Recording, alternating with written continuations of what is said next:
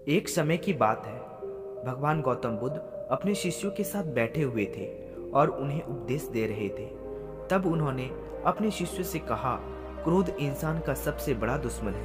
क्रोध करने वाला व्यक्ति खुद को हानि पहुंचाता ही है, लेकिन दूसरों को भी हानि पहुंचाता है। वह प्रतिशोध की आग में जलता है और अपने जीवन को बर्बाद करता है। उनके उपदेश खत्म हो जाने के बाद उनके शिष्यों में से एक शिष्य खड़ा होता है और बोलता है, तू एक ढोंगी है। तेरी बातें मनुष्यों के रहन सहन से विपरीत है।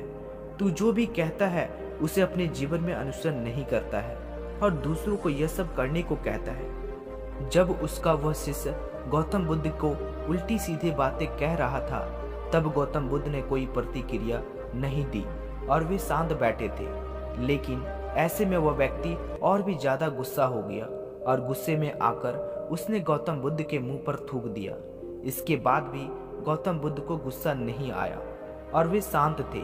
उन्होंने अपने चेहरे से थूक को पोंछा और वो चुपचाप बैठ गए। यह सब देखकर उस शिष्य को समझ नहीं आया कि वह क्या करेगा।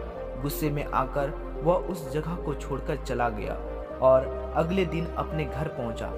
जैसे ही वह अपने घर पहुंचा, तब तक उसका दिमाग शांत हो चुका था। दिमाग के शांत होते ही उसे इस बात का एहसास हुआ कि उसने कितनी बड़ी गलती की है। उससे पाप हुआ है। वह खुद को मन में ही कहने लगा, यह सब मैंने क्या कर दिया।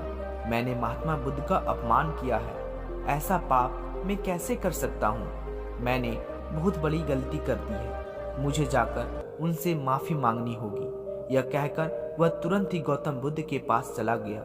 लेकिन गौतम बुद्ध उस स्थान पर नहीं थे। ऐसे में वह शिष्य जगह जगह भटक कर उन्हें खोजने लगा। जैसे ही महात्मा बुद्ध मिले तो वह उनके पैरों में गिर गया और उनसे कहने लगा, मुझे माफ कर दीजिए, मुझसे गलती हुई है। मैंने आपका अपमान किया है। मैंने बहुत बड़ा पाप किया है। यह सब देखकर गौतम बुद्ध ने उनसे कहा, शांत हो जाओ, क्या हुआ, मुझे बात बताओ, तुम कौन हो।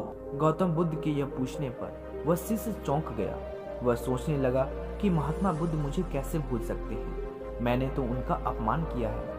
यह सोचकर उसने महात्मा बुद्ध से पूछा, मैं वही शिष्य हूँ जिसने कल आपका अपमान किया था और आप इतनी जल्दी उसे भूल गए। हमें कल की बातों को कल में ही छोड़ देना चाहिए, चाहे वो अच्छा हो या बुरा हो।